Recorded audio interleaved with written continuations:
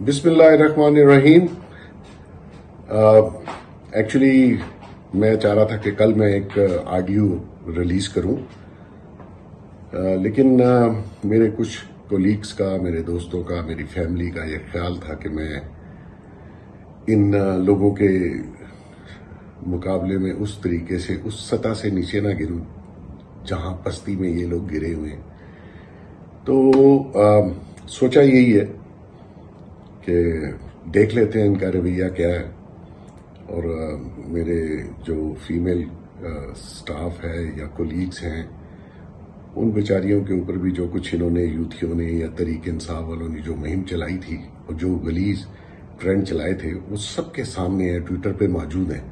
لیکن اس کے باوجود بھی ان کا سب کا خیال یہی تھا کہ ابھی آپ تھوڑا دن رک جائیں. ایون میرے دوست ہیں بڑے اچھے، سلیم صافی صاحب، تو میں نے ان سے بھی وعدہ کیا ٹھیک ہے رک جاتے ہیں، لیکن اگر یہ باز نہ آئے تو اس کے بعد پھر میں کسی کی بات مانوں گا نہیں.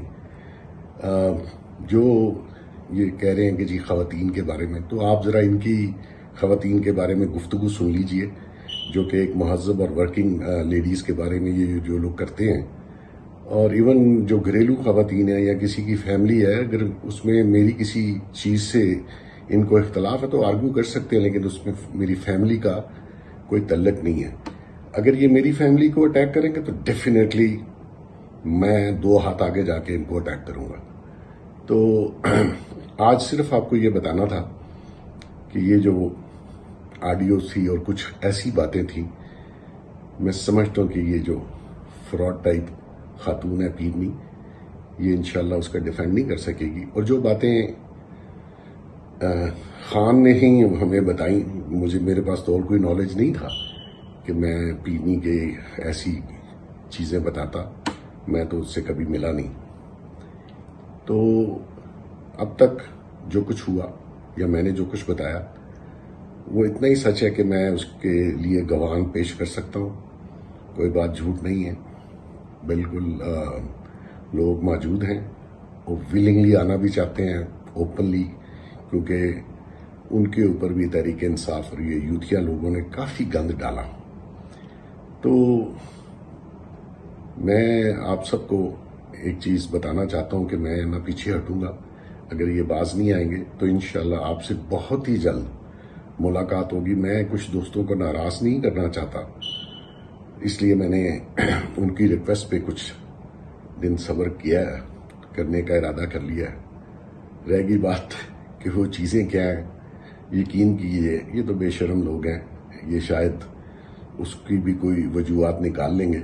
لیکن میری کئی ہوئی ساری باتیں، میں نے میرے خیال میں 2 ماہ پہلے ایک انٹرویو دیا تھا جاوید چودھری صاحب کو، وہ سوشل میڈیا پہ موجود ہے، کہ جمائمہ نے اسی سلمان رشدی سے تھیسز لکھوائے اور اسی کے اوپر وہ پاکستان سے بھاگی.